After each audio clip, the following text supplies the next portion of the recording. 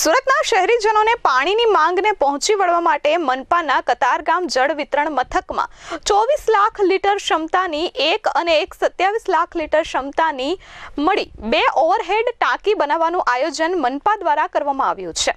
મનપાની પાણી સમિતિની બેઠકમાં 4 કરોડ 94 લાખના અંદાજ મંજૂર કરવાનું કામ રજૂ કરવામાં આવ્યું છે। સુરત શહેરની વસ્તીમાં દિન પ્રતિદિન વધારો જોવા મળી રહ્યો છે। વસ્તીમાં વધારો થતાં પાણીની માંગમાં પણ નોંધપાત્ર વધારો થઈ રહ્યો છે।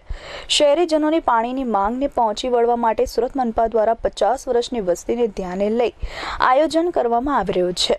મનપાના કતારગામ ઝોન વિસ્તારમાં આવેલા જળ વિતરણ મથક સિંગણપોર, ગામતળ, ડભોલી, ગામતળના વિસ્તારોમાં પાણી સપ્લાય કરવામાં આવે છે।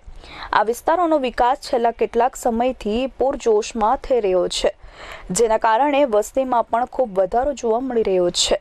હાલ સુરત મનપા દ્વારા ઉક્ત વિસ્તારમાં પ્રતિદિન MLD પાણી સપ્લાય 18 કરવામાં આવે છે। વર્ષ 2021ની વસ્તીને ધ્યાને લઈ 27.70 MLD પાણી સપ્લાય કરવાની જરૂર છે, જેને પગલે કતારગામ જળ વિતરણ મથકમાં 24 લાખ લીટર ક્ષમતાની એક અને 27 લાખ લીટરની ક્ષમતાની એક મળી કુલ 2 ઓવરહેડ ટાંકી બનાવવાનું આયોજન કરવામાં આવ્યું છે। આવતીકાલે મળનારી પાણી સમિતિની બેઠકમાં 2 ઓવરહેડ પાણીની ટાંકી બનાવવા માટે 4.94 કરોડનો અંદાજ મંજૂર કરવા માટે દરખાસ્ત રજૂ કરવામાં આવી છે। 22.50 લાખ લીટરની ક્ષમતા ધરાવતી હયાત ઓવરહેડ ટાંકી જર્જરિત થઈ જતા નવી ટાંકી બનાવવાનો નિર્ણય મનપા દ્વારા કરવામાં આવ્યો છે। Bureau report S24 news Surat.